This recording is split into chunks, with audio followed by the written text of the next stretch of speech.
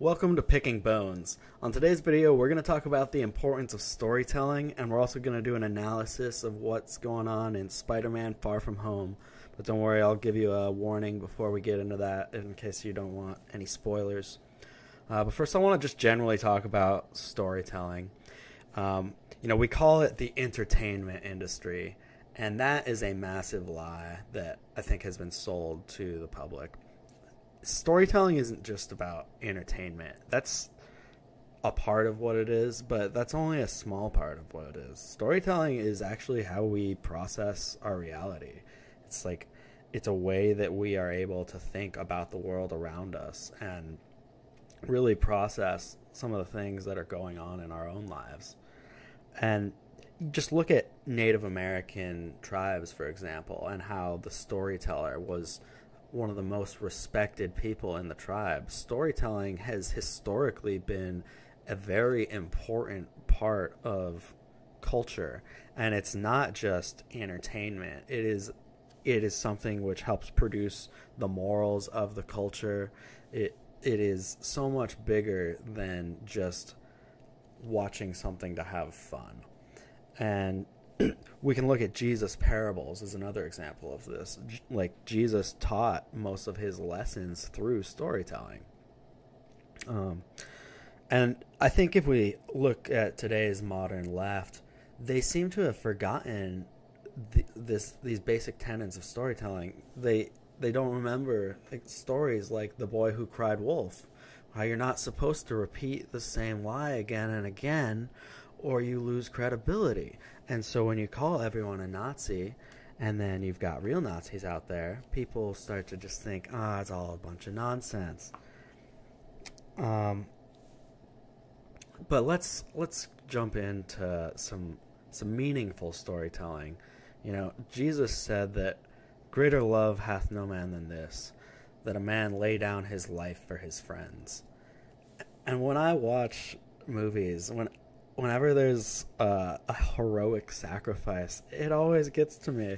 I often tear up, even if it's a corny, horrible movie like Armageddon, where you've got Bruce Willis who pulls the air plug on Ben Affleck's spacesuit and shoves him back into the ship so that he can save the boy he views as his son. And it's a beautiful act, as ridiculous and corny as it is. Like, that scene is amazing because it does touch back on this basic wonderful truth that Jesus has laid out for us, that is the most beautiful thing a person can do, is to sacrifice themselves for the people who need it when they need it. But let's jump into some Marvel storytelling now and what they're doing. We've seen it a lot more so with the later Marvel movies, where they're getting more and more blatant with some of the stuff they're putting in it. So we've got the Eye of Agamotto, and this is classic from the comics, but now they're bringing it into the movies with Doctor Strange. That's the amulet he wears. We see some really blatant symbolism going on with Thanos and depopulation, and Thanos is willing to sacrifice anything, to pay any cost, to pursue this goal of depopulation. He thinks it's such a noble goal that he's willing to do anything. And Thanos is truly a representation of the global elites and their goals for mass depopulation on Earth. And you see here they even reference two towers. There are these two massive towers when Thanos sacrifices Gamora. Gamora, also interestingly the name of a city.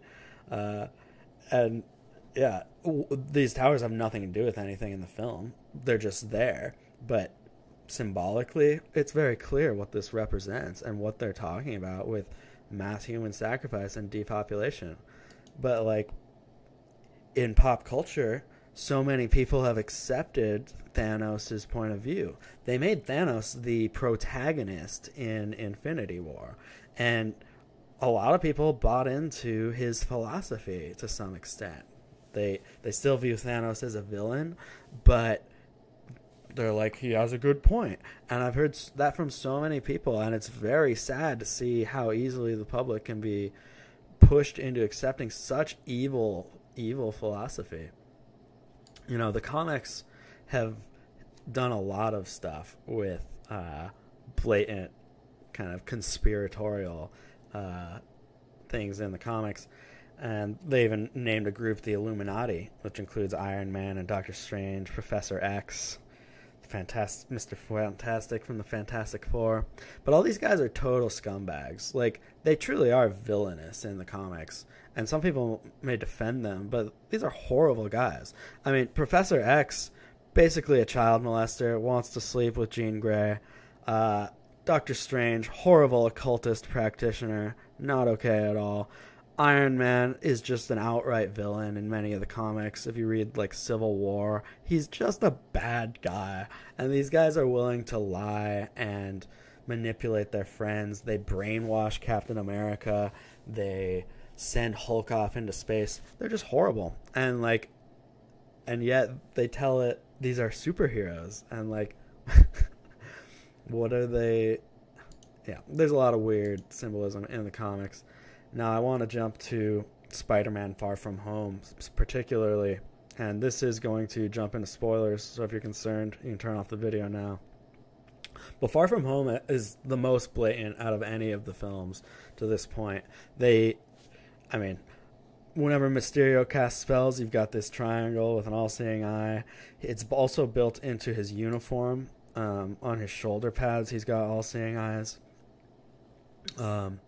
They're just super blatant with some of the symbolism and the things that they're talking about in Far From Home. And Far From Home is actually about deep fake technology, false flags, and drones.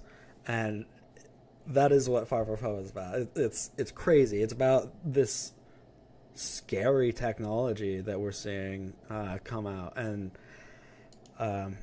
so let's start with the drone tech. In the movies, Mysterio projects these big holograms, basically using numerous drones. And let's see where we're at. This last demonstration is an exploration of synthetic swarms.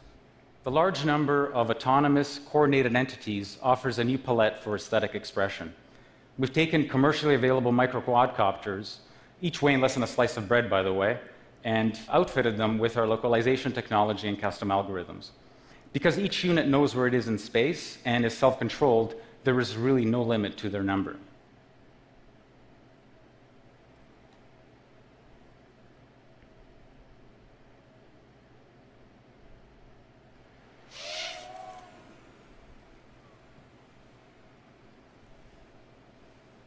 Now the crowd is just really awed by this demonstration. Now, it is pretty, but if you think about the actual applications of this type of technology, this swarm tech, and what they could do with it, it's pretty horrifying.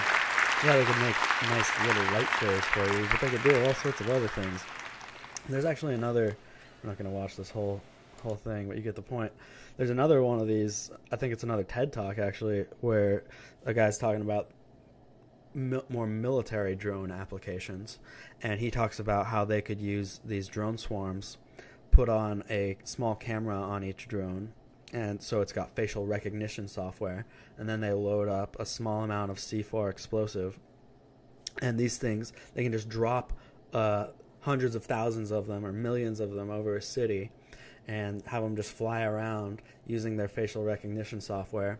Anybody who's deemed a threat or undesirable, it'll just land on their head, pop the C4 into their brains, and blow out their brains.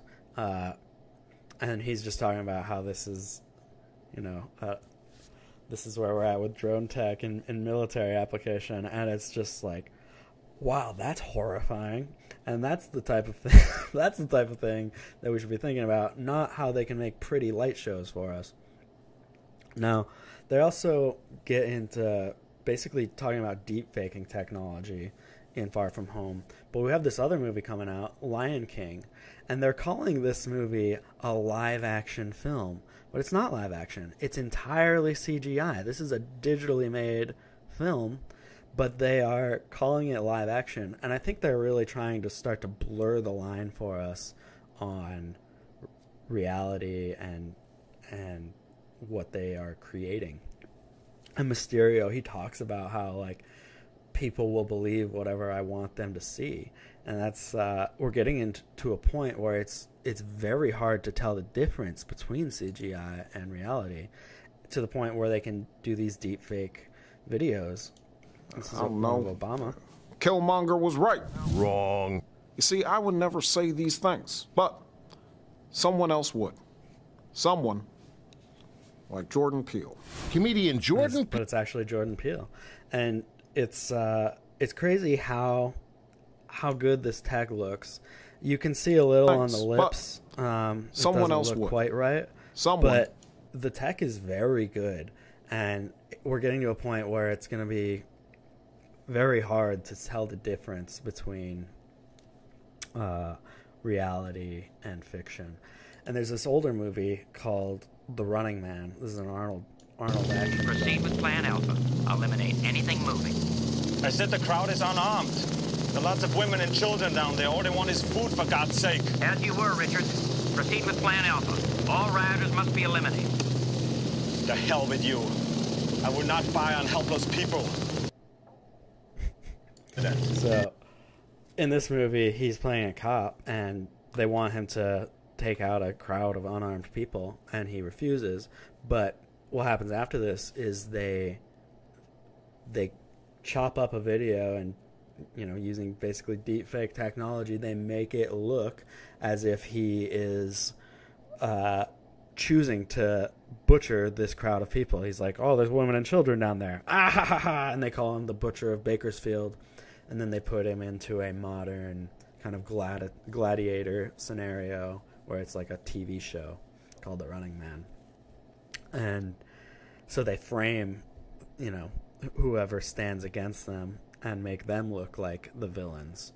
And that, if we look at like where we're at with Jeffrey Epstein and how the global elites control people, often it's through blackmail, set them in compromising situations, get footage of them doing like something like sleeping with an underage person, and then you've got blackmail material on them for the rest of their lives.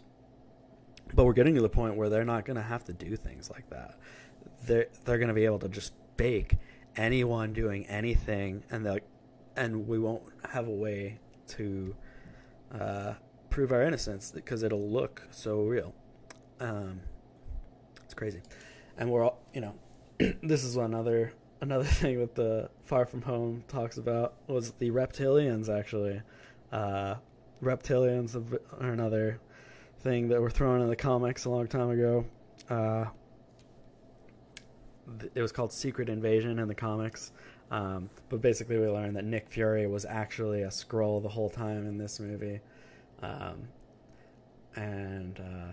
yeah, you don't see too much on the reptilians these days. I don't know what David Icke has been up to, but his I don't know. I think the popularity of this theory died out a little bit, but they do seem to be promoting more alien stuff again recently. The raid on Area 51, for example. Spider-Man's got a funny line in the movie. He says that the news would never lie. And then at the end of the film, we see he's been deep-faked, essentially, and they've staged a video to make it look like he's a murderer. And so they do it to Spider-Man. So this drone tech and deep-fakes and false flags, that's what Far From Home was all about. And it was kind of distracting. Like, they haven't done it discuss these things so blatantly in any of the movies. I don't feel like Winter Soldier and Infinity War both did a bit, but this one really took it to a new level with the occult symbolism and things they were talking about. But I still do love storytelling. I'm wearing a Captain America shirt. I love some of the things about these comics, but I love the general things that they're teaching us of morals of being willing to sacrifice yourself for your friends, for a cause that is worth fighting for. You know, seeing the man in Winter Soldier who says he's not going to launch those ships even when he's got a gun pointed to his head. He refuses to launch the ships, and he's not a superhero. He's just a man standing up for what is right. And we see the man stand up to Loki in the first Avengers film, and he says, I'm not going to kneel to men like you. There are always men like you.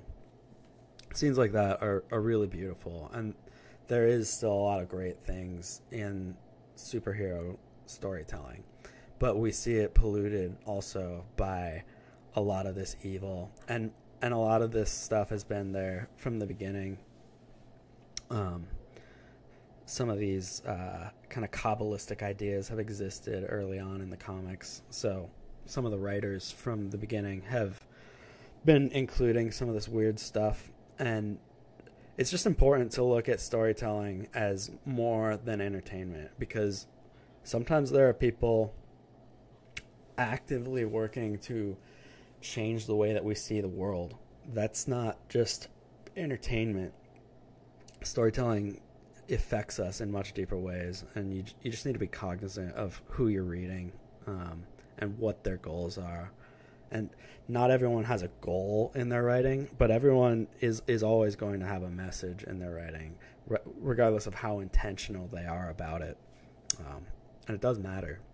It does matter that Hollywood is full of pedophiles and Satanists, and these are the guys producing the stories that we consume en masse. So, like, what kind of morals are we going to get from that? What kind of society is that going to produce? A degenerate one, obviously. So that is my Spider-Man Far From Home analysis and general talk on storytelling. I hope you enjoyed the video, and you have a great day.